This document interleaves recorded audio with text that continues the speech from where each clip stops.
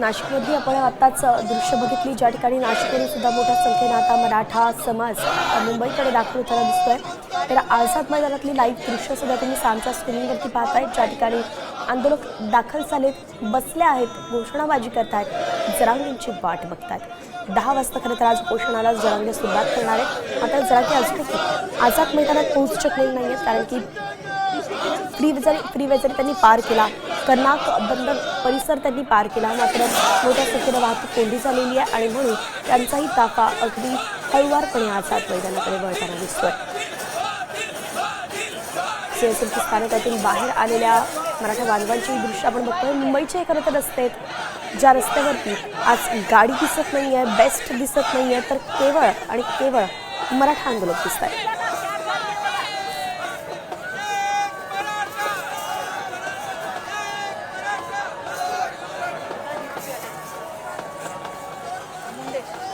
पोलिसांचाही बंदोबस्त आपण बघू शकतोय। या संपूर्ण गर्दीमध्ये पोलीस सतर्कता बाळगून आहेत, कुठलाही अनुचित प्रकार घडू नये, सुरक्षेची हमी घेत ते पोलीस कर्मचारी आंदोलकांशी बातचीत करताना दिसतात।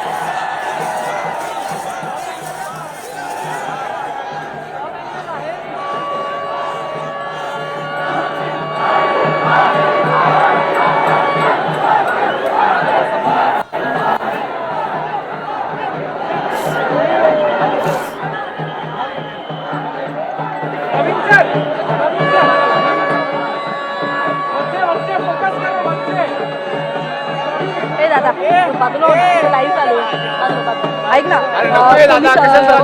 मराठा बांधवांनी ते बस अडवून ठेवली स्वतः।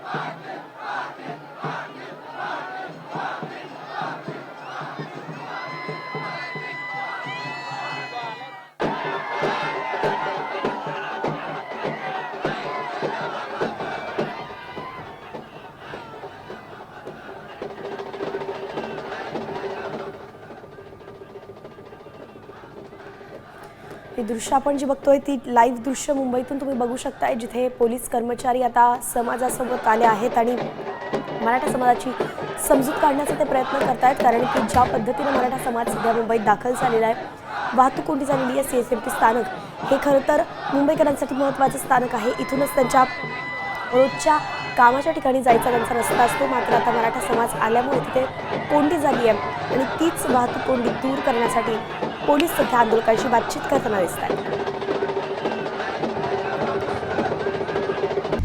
आता isakal.com आहे देशातील नंबर 1 ची मराठी न्यूज वेबसाईट। प्रत्येक अपडेटसाठी isakal.com ला नक्की भेट द्या।